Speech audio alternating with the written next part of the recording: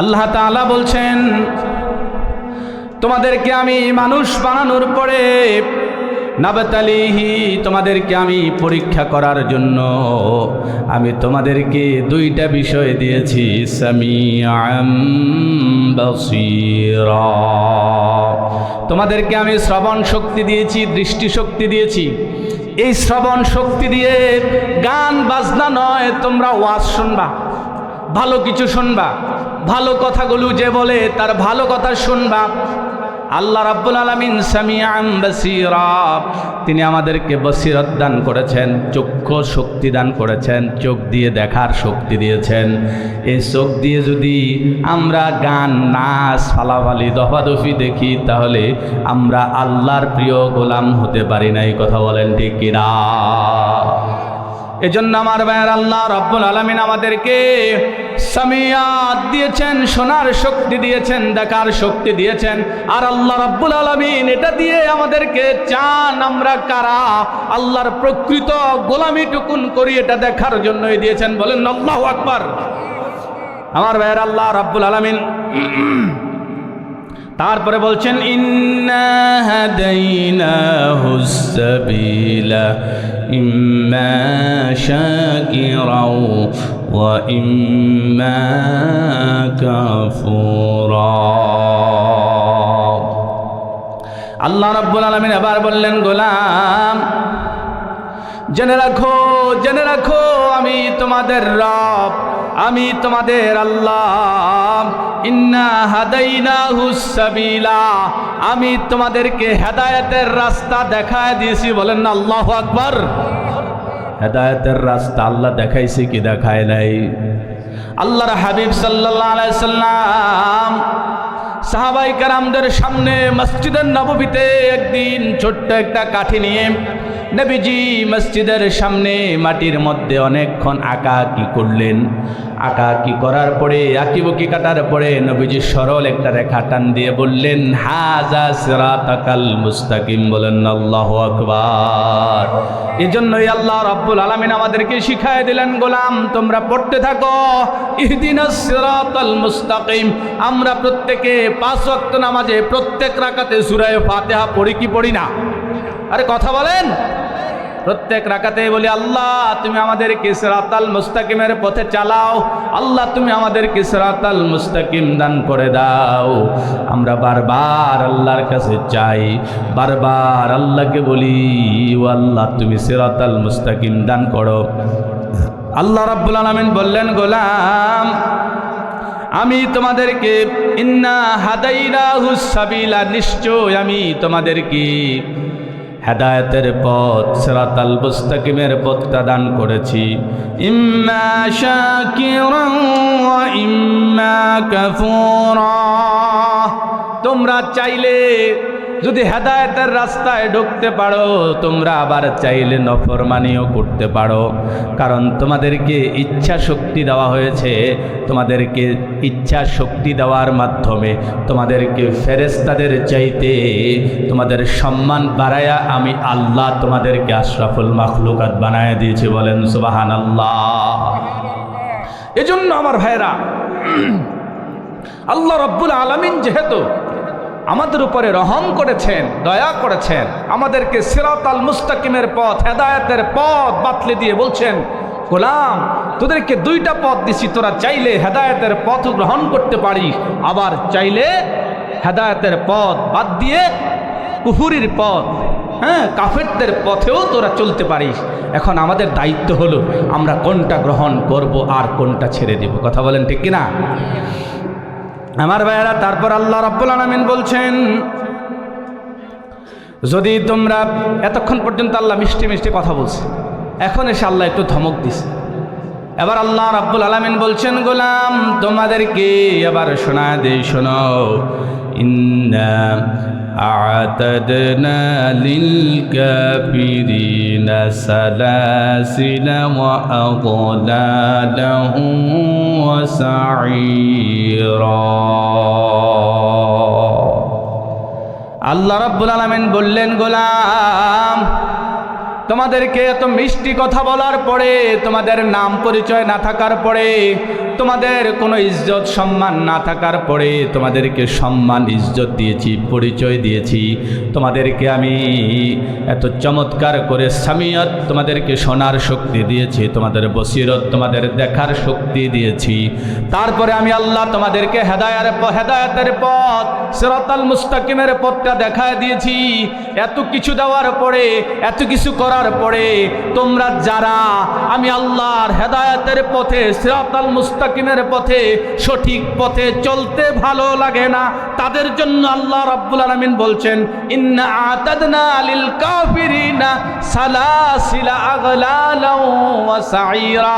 তোদের জন্য আমি শিকল রেডি করছি, তোরারে সবটিরে আমি বান দেবো, আগে আয়। আল্লাহু আকবার বলবেন না? আল্লাহ এবার ধমক দিয়ে বলছেন, একবার ময়রা আমার কাছে আয়, আইলে দেখ আমি কিন্তু শিকল রাখছি, শিকল দিয়া তোরারে বান দেব।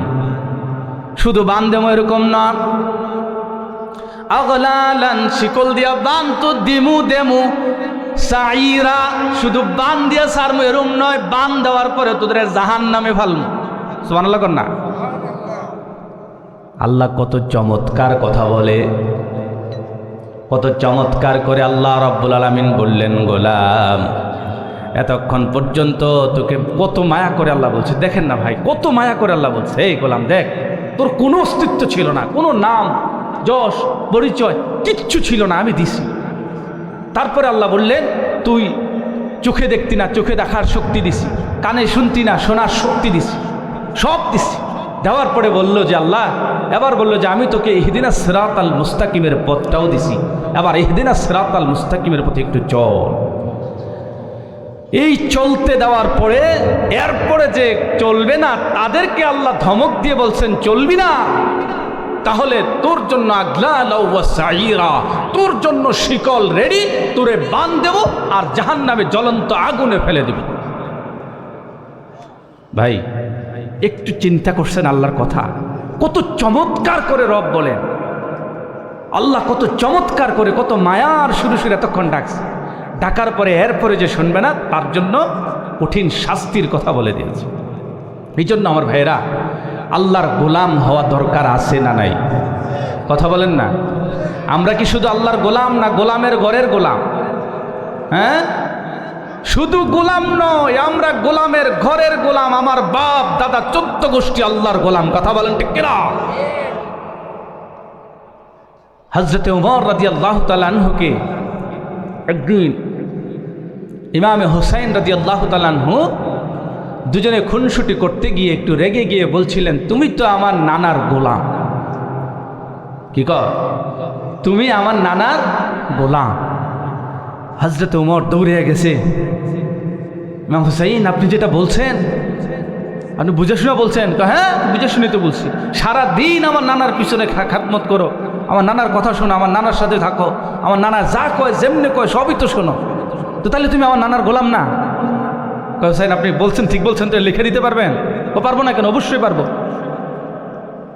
ইমাম হুসাইন একটা কাজ করেন, একটা কাগজ লইয়া আপনি একটু কাগজের ভিতরে লেখা দেন যে আমি রসুলের গোলাম। সুবহানাল্লাহ করতেন না? আটু জোরে কন্যা সুবহানাল্লাহ। আমার ভাইয়েরা, হযরত ওমর রাদিয়াল্লাহু তাআলা আনহু ডাক দিয়ে বলে, ইমাম হুসাইন কিয়ামতের ময়দানে যদি আমি হাসরের মাঠে আল্লাহ রাব্বুল আলামিন যদি আমাকে জিজ্ঞেস করে আর আমি যদি কোনোভাবে যদি আটকে যাই, তাহলে আমি আল্লাহ রাব্বুল আলামিনের কাছে আমি এই কাগজখানা উপস্থাপন করে বলবো, আল্লাহ তাকা দেখো, রসুলের নাতি আমাকে রসুলের গোলাম বলেছে। নবী নবী করে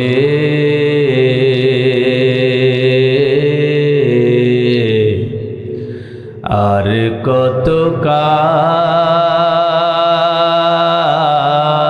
আমি কাঁদব,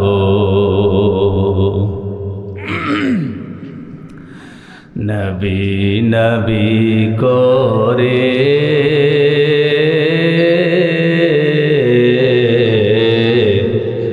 আর কত কাল আমি কাঁদব। আপন নয়নে কবে জানি, আপন নয়নে কবে জানি নূর নবীকে দেখব। নবী নবী করে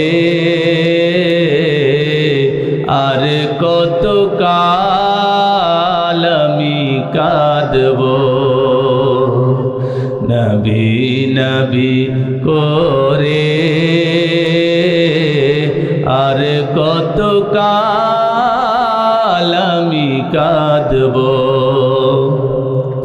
আপন নয়নে কবে জানি নূর নবীকে দেখব। নবী নবী করে আর কত কাল আমি কাঁদব। ঠিক কিনা ভাই? এজন্য আমাদেরকে আল্লাহর গোলাম হতেই হবে। শুধুমাত্র তাই না, পরের আয়াতগুলোতে আল্লাহ বারবার খালি ধমক দিয়েছেন। আল্লাহ যেখানেই জান্নাতের কথা বলেছেন, তারপরে গোলাম যেন একেবারে উদাসীন হয়ে না যায়, সেখানে তাকে একটু ধমক দিয়েছেন। আবার যেখানে ধমক দিয়েছেন সেখানে আশার বাণী শুনিয়েছেন। সুবহানাল্লাহ বলবেন না?